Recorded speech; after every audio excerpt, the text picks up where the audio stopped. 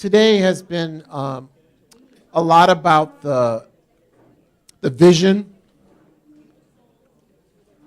kind of the rationale behind this approach. Now some of the practices. And the reason why we've kind of designed a multi-step process is because you just need time to design. Because design is a whole different and way beyond the scope of what we can do today. So what I'm going to do in this last hour is kind of give you just examples, questions about, well, where will I find these resources online, all that kind of good stuff, and how we can learn from what other churches are doing. So remember, the bar is still pretty low, so the price of entry is pretty inexpensive. But today wasn't designed as a design day, but that is the next part of the process for those who want to move on. And those who don't, you have my email address. And I can show you some websites to do some design work. But the key is you have to have at least a 3-year time frame for this. Okay? So I always tell churches, and they kind of laugh at me, if you launched a network every 6 months over the next 3 years, for different age groups or whole family or for the intergenerational, think of what your parish will be like 3 years from now. Even if you did a network a year for 3 years, think about how much you would learn. If people benefited, that would be a side bonus. Think about all we would learn about our people, about what they need, about how to deliver things to them, how to connect them to faith formation. See, I think that's, for me, well, if you saw where I was 7 years ago at this process, way back in the stone age of digital faith formation, and where it is today, it's just night and day.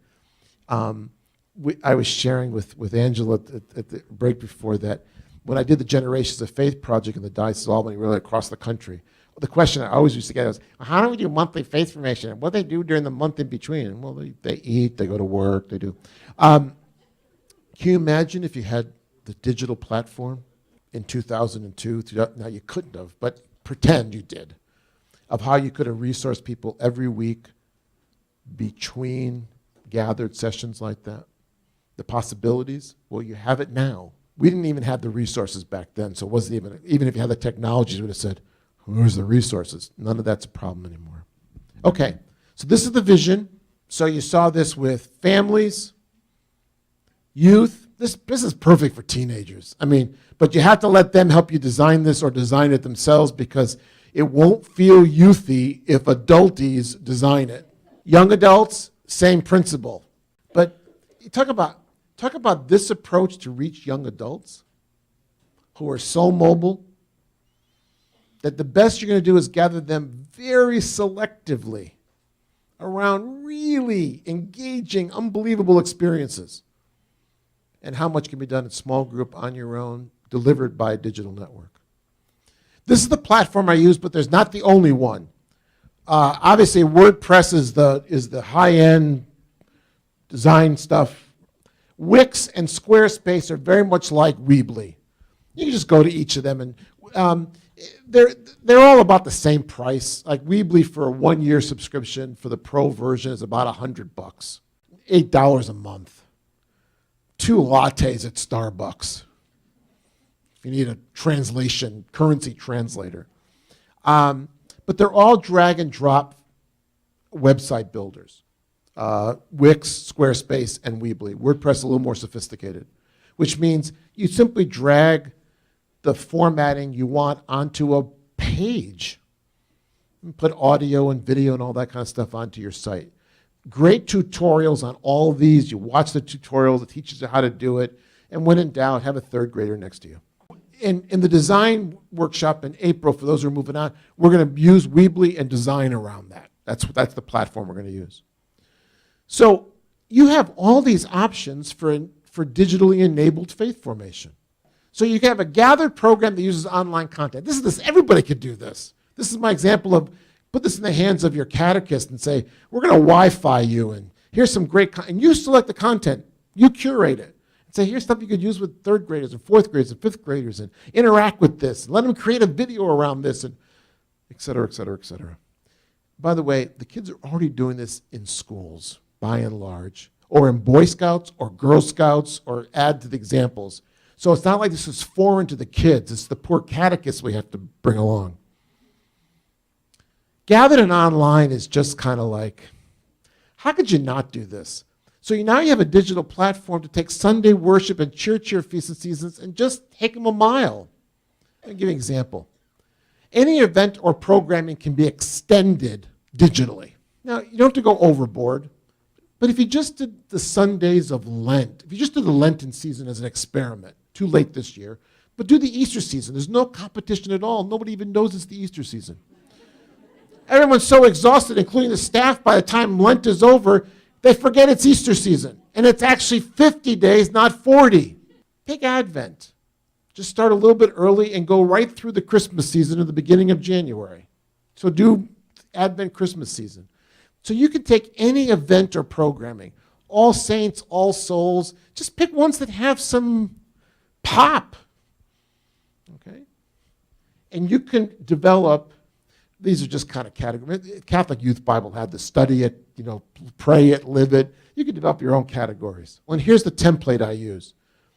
It's not rocket science. And people say, wow, it's really great. So, well, gee, really? This is what's going on at church. I want these experiences at church to have legs into the home, because this is where the action is. This is a catalyst. This is the experience that sends me forth. So the question I'd ask, you can do this for all ages or for a target group. What do you want people to be able to do at home and in their daily life? Just keep asking that question. That's the curriculum in the middle. And then how will you help people? This is a Sunday I'm doing here. So how will you help people do those things? You'll do it from your online platform. It's the only way to deliver the content. So online, they're going to find content to help them live, learn, and practice this. Connected, connected, connected, connected. Because you have a platform to be connected with. It will take a year for people to get into the groove of what you're doing. You'll have people a year later saying, yeah, I noticed that you're putting some stuff online after worship on Sunday.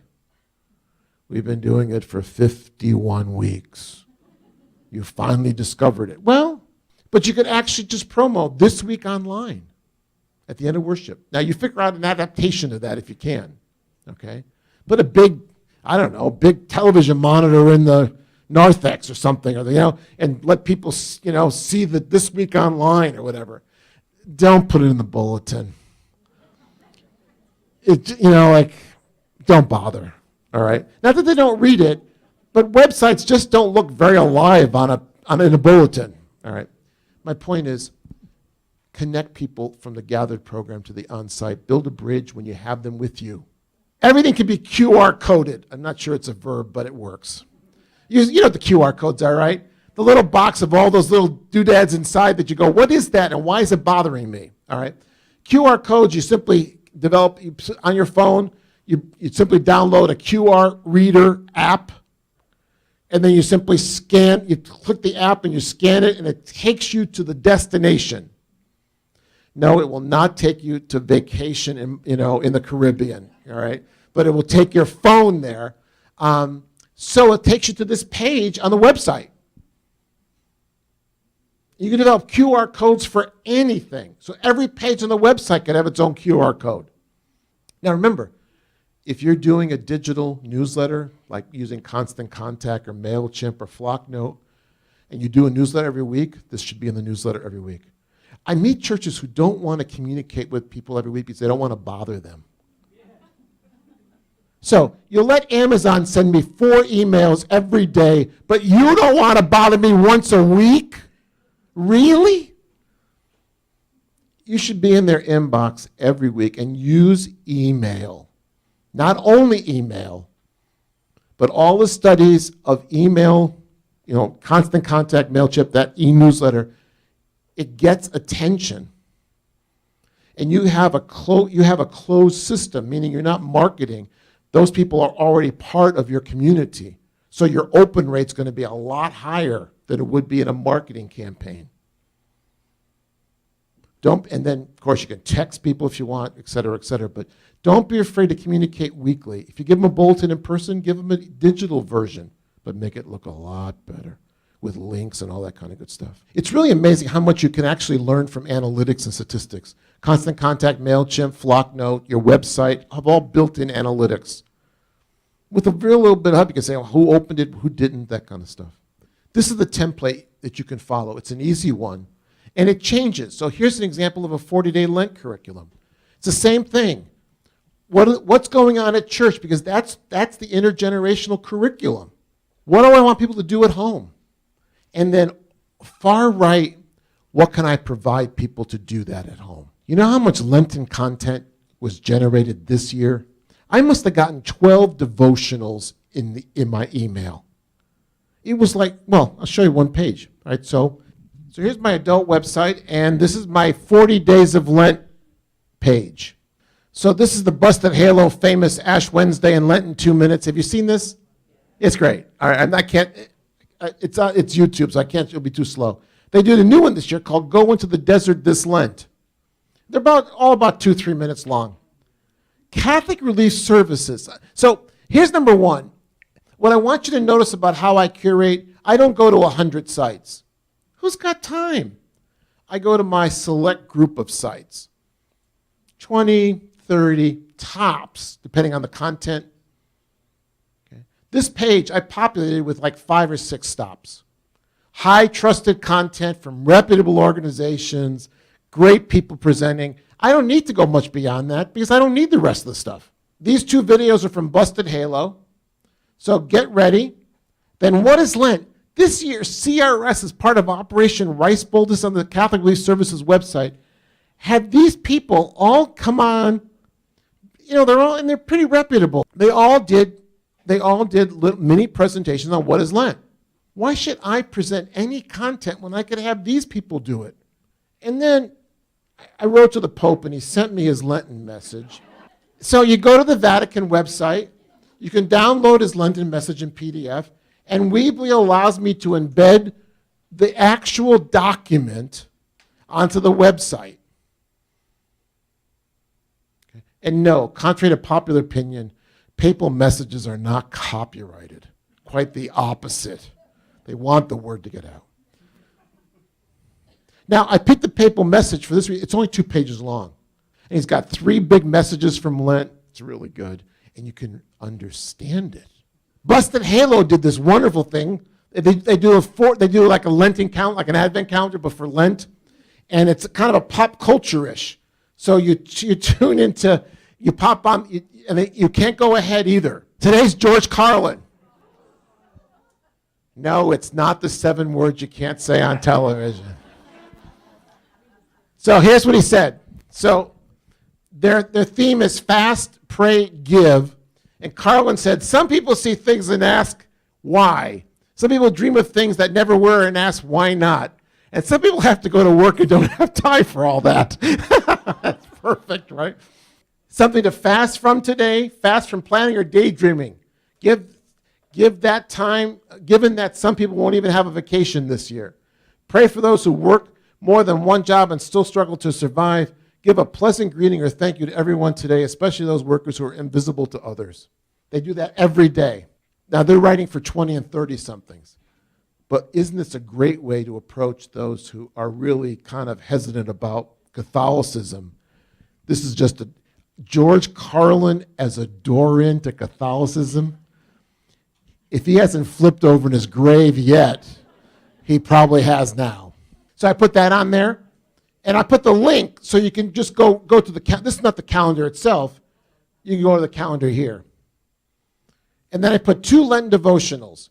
This is from Luther Seminary. It's a free devotional. It's every day. It's wonderfully done, written by the seminary profs.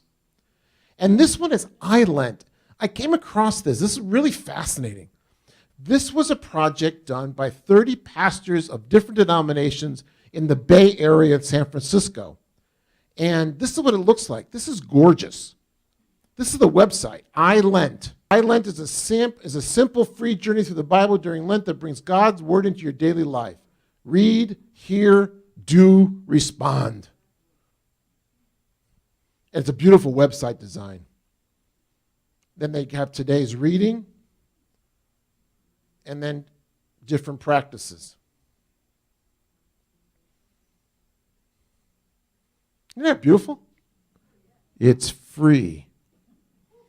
I mean, everything on this page, this is the amazing thing about this new world. Nothing cost you a penny on this page. I did the whole 40 days of Lent for free. And if I prorated my Weebly subscription, the whole website cost me $8 this month. $8. $8. High quality content, professionally done from trusted sites, credible, great stuff that I can make available to my people. That's my 40 days of Lent. I could add a lot more. I mean, I had to stop because I could have gone pages. But more is not always better. That's what the curator, editor does to make sure it's the right stuff. Is that making sense? So here's the good news. So you find some stuff.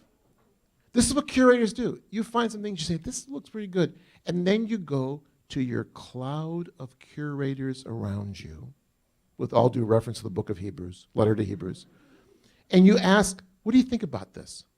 And all you do is send them an email with a link. I want to use this. And people in diocesan offices, people who curate like I do, you'll get a response back sometimes instantaneously. No, don't ever go there, okay? Or this looks really good.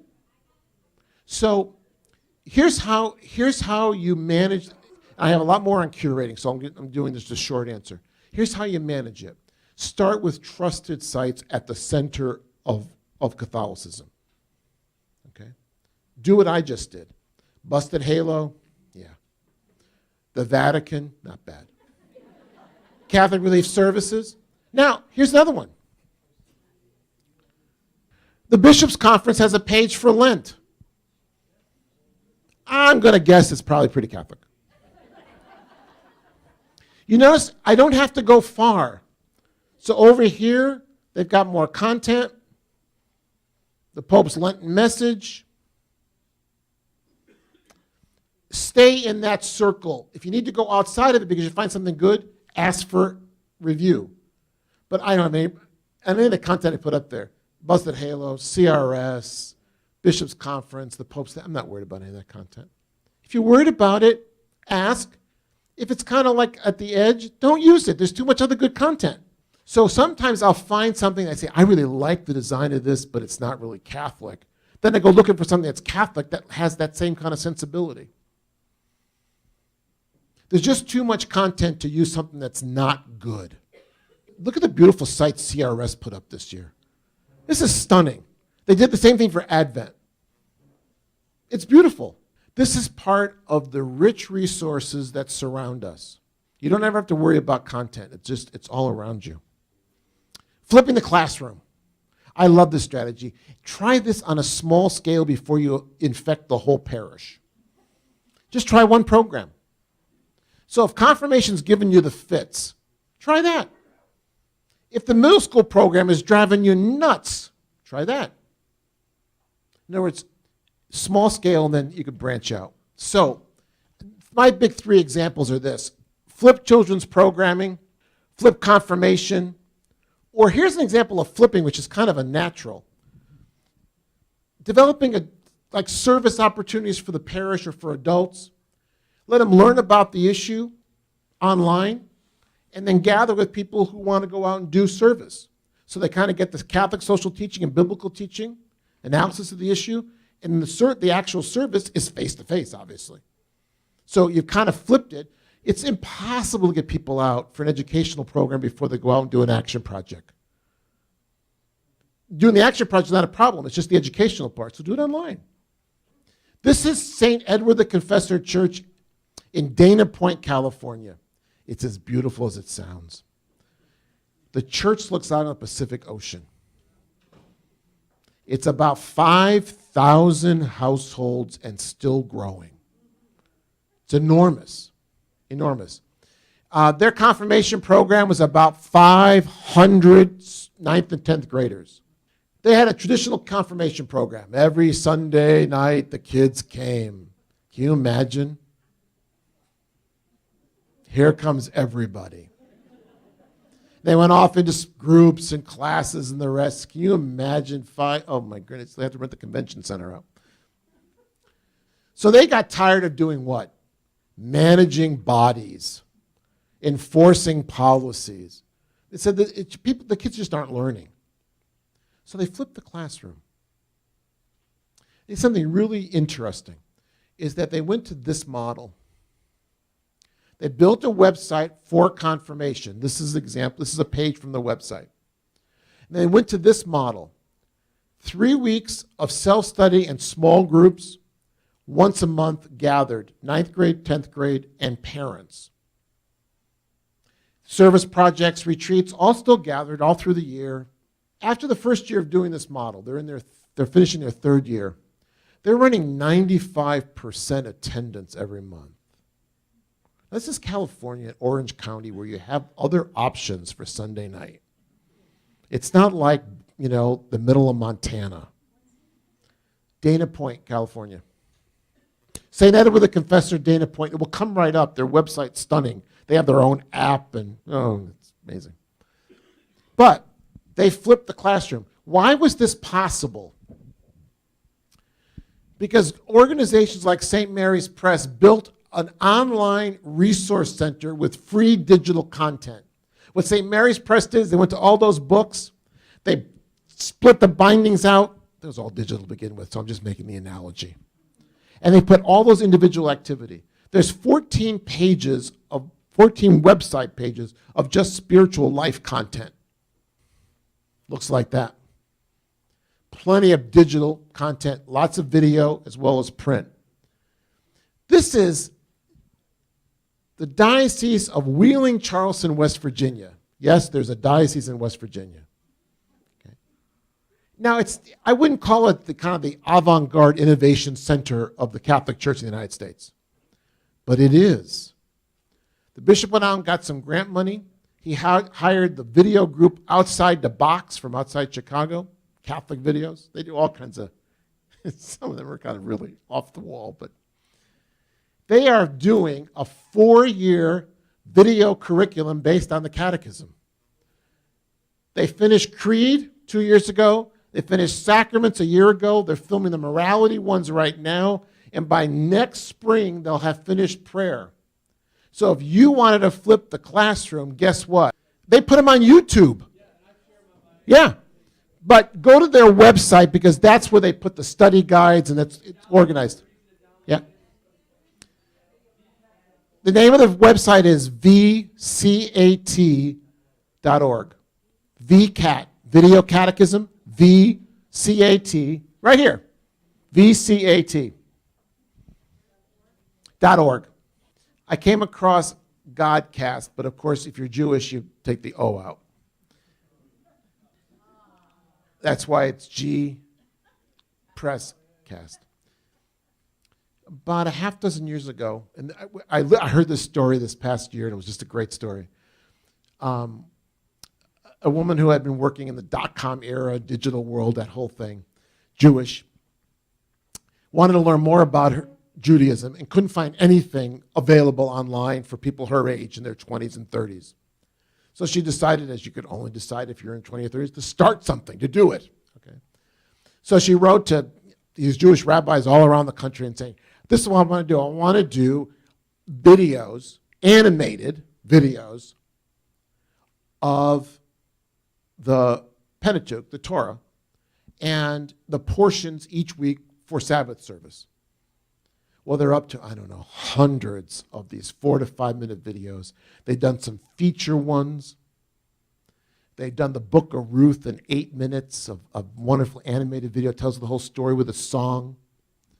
They had a contest. They invited artists to interpret the Psalms. And out of that, they selected 4 or 5 that were going to produce as videos. They're just remarkable. The site's just worth just spending some time on. This site gives me Old Testament Hebrew scripture videos, which are really rare. They're very hard to find. Besides Charlton Heston parting the Red Sea. But I mean 4 or 5 minute, not 2-hour ones, 4 to 5 minute ones that take scripture passages, take actual passages and animate them. It's remarkable what they've done. They're all free. They're all free. The study guides cost like $5, which are worth buying, by the way, if you use them educationally. But the videos are all free. There's a lot of the Old Testament Hebrew scriptures that our folks have no clue about. And most people have never even read the book of Ruth. And it's just this wonderful, wonderful story. And they animated it, which only gets you to do what? I got to read that book. And it's not like you're going to spend 3 days reading it. It's very short. I want to see what they do with the prophets when they get there.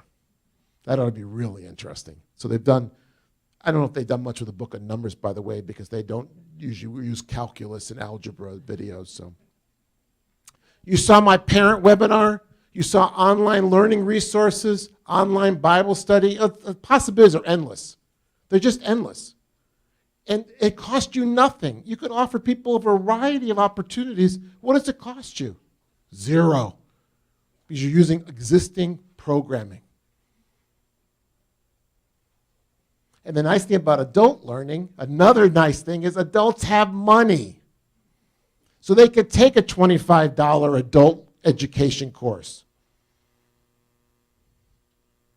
Parents with kids, they have nothing, let alone $25. This is a Google Plus Hangout. This is free from Google. Have you noticed today is not costing you much money at all? Technologies are almost all free.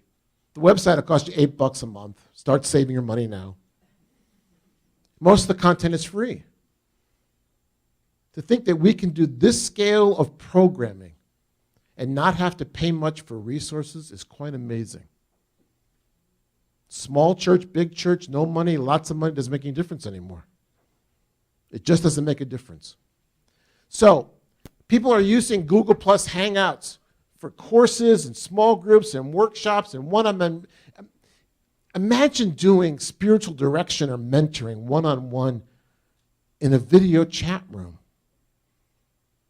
Or having a small group that meets physically on week 1, goes online for 2 weeks, meets physically for 4, goes online for 2 more, and meets for the last session. See, you can now vary the programming because it allows you to connect with people in different ways. And you can record everything automatically. So here's an example. This is the Ghetto Film School in South Bronx. And this is how they use it with their students. This should play fine because it's on my website. My name's Stosh Mintek, and I'm the executive producer at Ghetto Film School in the South Bronx. One of the things I do here is oversee the Ghetto Film School Masterclass, a discussion between a great director and young filmmakers from around the world using Google Plus Hangouts. What do you want to get across in this story? I think I'm going to try to really evoke some passion. Hosting a class on Google Plus is easy. All you need is a computer, a decent internet connection, and a webcam. Once you've selected the students, create a circle on Google Plus for the participants.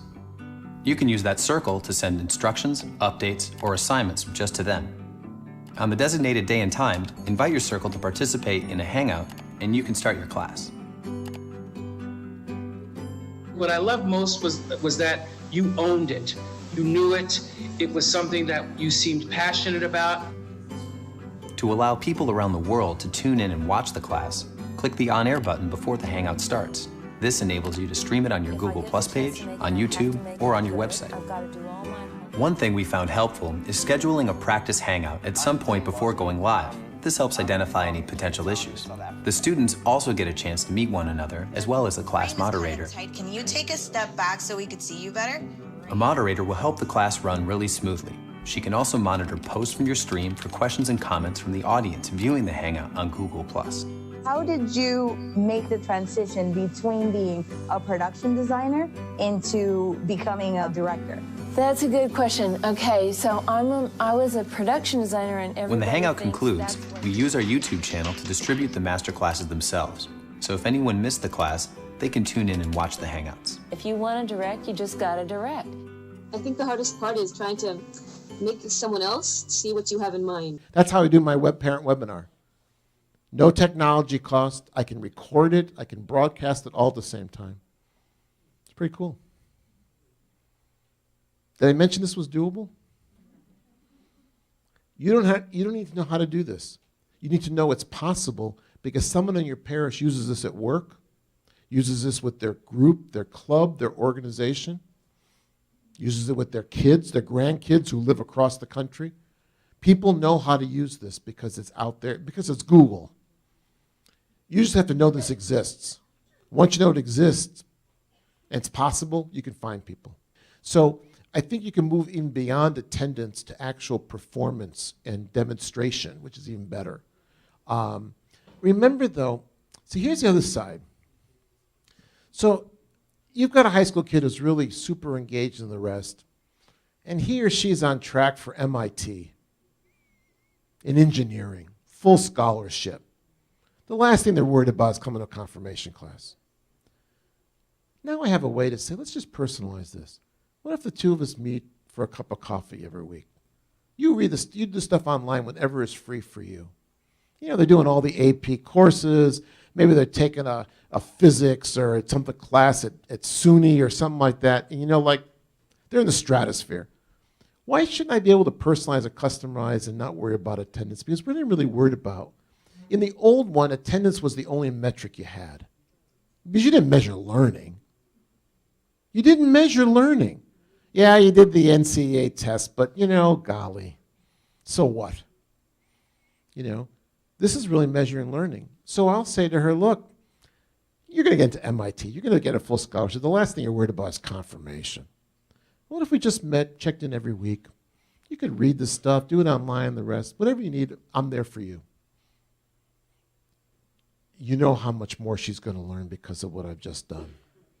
The other thing is, here's the people you haven't tapped. The Catholic Church is in the midst of a baby boomer tsunami. And you haven't asked them to do a damn thing. No, do not ask a 65-year-old to teach third grade. Been there, done that. They're never going to go back. Ask them to mentor a high school kid who wants to go deeper in their faith, or a small group of high school kids who want to do that online course from Boston College. It's a whole different answer. Ask them to walk with a young family from baptism to First Eucharist using your wonderful online resource center. Oh yeah. You've got untapped resources in the parish. You don't even see them because you've been looking for a third grade catechist.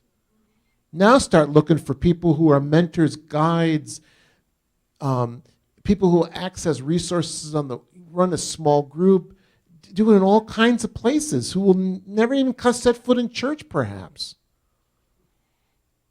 You've got all kinds of assets, but you just haven't seen them.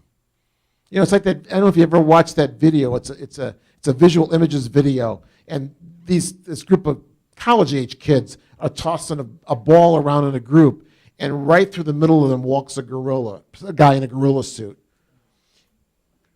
90% of the people never see the guy walk through with the gorilla suit because they're so fixated on the game that's being played. That's like us in our parish. We don't even see these folks. We haven't asked anything of the baby boomer generation today to be generative, to commit themselves to the next generation of Christians and Catholics. Haven't asked anything. I don't know any church that's really asked them. And you should. Just don't ask them to teach third grade CCD. You're not going to do that. You shouldn't be doing third grade CCD anyway. You should be doing third grade something else. But my point is, we have resources and assets. We just haven't seen them. I can personalize confirmation in this model with no problem at all because I've got people. I just have to ask them to do something different. They're not going to run a youth group meeting. They're not going to teach. I don't need them to. So tell me what's a takeaway from today. Just a one sentence, a one word, an insight. What's a takeaway from today? What hit you, struck you? I'm thinking about this. I might do this. What's a takeaway? Not all at once. Possibilities. Okay, not a church website, an accessible website. Use the culture. Liberating. Yeah, call the kids into leadership. Collaborate. Reach out. The whole missional piece. Curate. We're going to become curators. We actually are already. We're just going to expand it. Keeping people involved throughout life. Takeaways. Respecting where they are. Build it around the people. Lots of opportunities for creativity. Faith formation should be challenging. Participating should be easy. We make participating easy, and we make participating hard, and the gospel or faith formation too easy. So here's where we can go for some more resources. Here's a good example. This is called Vibrant Faith at Home. Comes from the colleagues I work with at Vibrant Faith Ministries. 600 faith-forming activities for adults, young adults, families, teens, all free. This is the Lifelong Faith site. If you go to the Initiatives, Albany Project, there's the PowerPoints, but I listed a lot of these videos in here, a lot of these websites to look at, okay? And they'll take you to places around there. In the handout, I put some other websites as well. So just as an example, this will be one of my, you talk about, curated sites. With 600 activities, I can draw all kinds of content from here.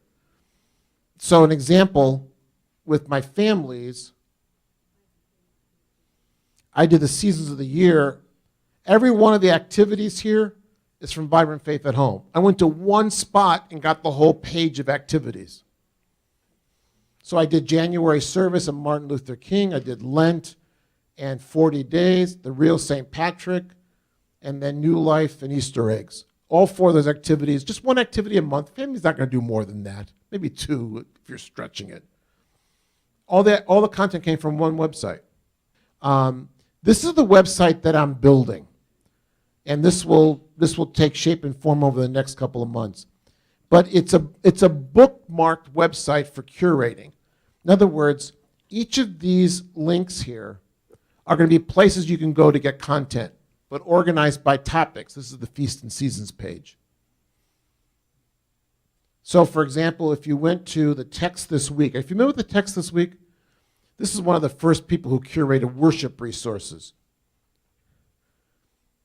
She aggregates all these resources. Every one of these blue underlines is a resource link.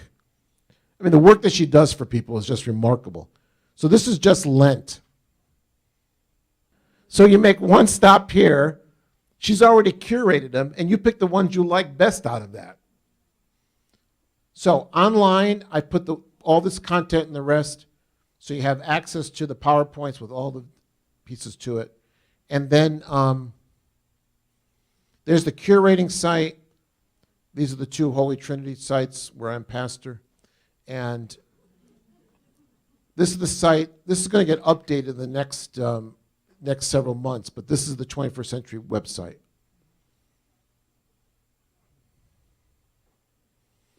Part of what my goal is to kind of surround you with a support system to allow you to make this happen, because it can happen.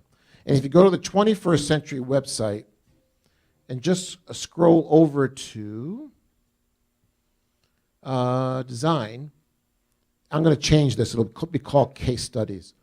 But faith formation websites, and just scroll down, these are churches that have participated in training programs have done that went home and developed a website. Okay, and they range from very good to really? Okay, so Yeah, you got the whole gamut, right? So they're all working at it. But First Church Simsbury is right here. So that example of Cindy's website, First Church Simsbury, is right there. So you'll be able to access it. Jeannie and I want to make a transition from workshop to talking about the project. So come on down. Okay. I was in the back, and my sentence would have been, I feel so filled with hope. I feel excited. I feel energized. And I feel there's a huge community here of catechetical youth ministry leaders, parish folk, pastors, deacons, parish life directors. What a community here. I know something special is going to happen. And I know we're going to feed off one another. We're going to energize one another. And we're going to learn to bring faith formation into this century.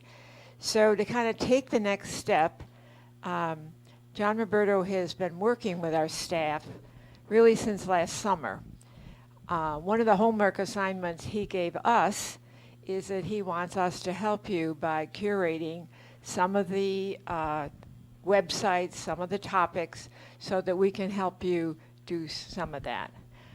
To take the next step, we are inviting parishes who are willing to and interested in being mentored by John and to make a commitment to go to 2 more trainings. One is April 25th and the other is June 17th. That has been out. I've really talked to you about it before. You've read about it. You've probably heard me talk about it. And there are people that have already made a commitment to do that.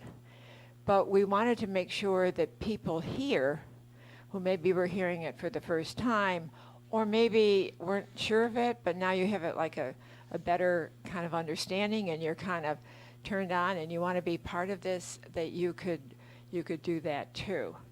I'm going to let John talk to you a little bit about that, but I did in your packet give you an application. So we do ask you to kind of sign on, but we realize that people might be very interested, but you have a conflict with those dates. And so we're going to repeat those 2 training sessions in the fall. So don't feel that like you're left out. A couple of people who signed on early, life happens and they have now moved to the fall. But there's people here that maybe feel that they can. They've kind of looked around and they started to talk to people. We want certainly you to have that opportunity. Bishop Scharfenberger has been a part of this, and he was very, very strong that he wanted to make sure that even people who could not come to this workshop would be able to kind of join this by seeing this online or looking at the webinar. So there's a possibility that people who are not here today would be able to kind of catch up, and they might be part of this too. After John explains that a little bit to you, I'm going to talk a little bit about the capital campaign and how, for those of you who might need some help with technology or something else, you might consider putting in a grant application. And for John Roberto, what can I say? Thank you, thank you, thank you, thank you.